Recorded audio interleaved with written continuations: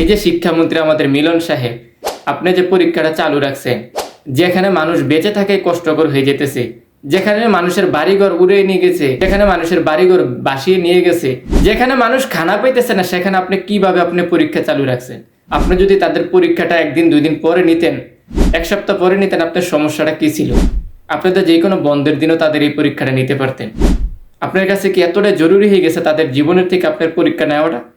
এই যে মানুষগুলো, এই যে মেয়েগুলা, ছাত্রীগুলা, ছাত্রছাত্রীগুলা যে এত রিস্ক নিয়ে যে পরীক্ষা নিতে গেল, যদি বাইসেস কোনো কিছু হয়ে যেত, তো আপনি তার বাবা মাকে কি জবাব দিতেন? দেখেন, আগে ভিডিওটা দেখেন। আপনারা এই ভিডিও দেখবেন না, কারণ আপনারা ওই জায়গায় যান নাই।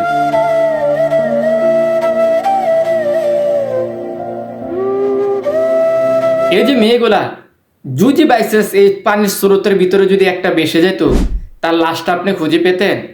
আপনাদের তো মায়া তো লাগবে না, আপনাদের লাগবে ক্ষমতা, শক্তি, টাকা পয়সা, আপনাদের লাগবে মন্ত্রিত্ব। আপনারা গেছেন কখনো? এখনো পর্যন্ত আমি খবর পাই নাই, বা আমি দেখিও নাই এখনো পর্যন্ত সরকারি দলের পক্ষ থেকে এখনো এই বন্যার্ত মানুষদের কোনো খোঁজখবর নিচ্ছে কিনা। আপনাদের এগুলো দরকার নাই। আপনাদের দরকার হচ্ছে আপনারা যেটা বলছেন সেটাই, গরিব মানুষ মরক আর বাঁচক, খাক আর না খাক, বাড়িঘর থাকুক আর না থাকুক, আপনাদের কথা আপনারাই বলছেন। এই জন্য আপনাদেরকে মানুষ, আপনাদের ছাত্রছাত্রীরা আপনাদেরকে নেটল করে। এই যে দেখেন ছাত্র, আপনার ছাত্রীরা কি বলে, আপনার বুদ্ধি নাই, আপনার মাথার ভিতরে দেমাগ কম, তিনি বলে আপনার ছাত্রীরা আজকের পরীক্ষাটা দিতে বললো। ওনার কি সামান্য কোনো সেন্স নাই? একটু কোনো সেন্স থাকা উচিত। এই যে আপনি এত রিস্কের ভিতরে কোমর পানি যে মানুষ, ছাত্রছাত্রীরা পরীক্ষা দিতে আসছে, তাদের যদি কোনো একটা দুর্ঘটনা হয়ে যেত, এখন তো সাপেরও একটা ভয়ঙ্কর পরিস্থিতি তৈরি হয়েছে, যদি কোনো একটা দুর্ঘটনা হইতো, তাদের বাবা মাকে কি জবাব দিতেন? আপনাদের জবাব লাগে না তো।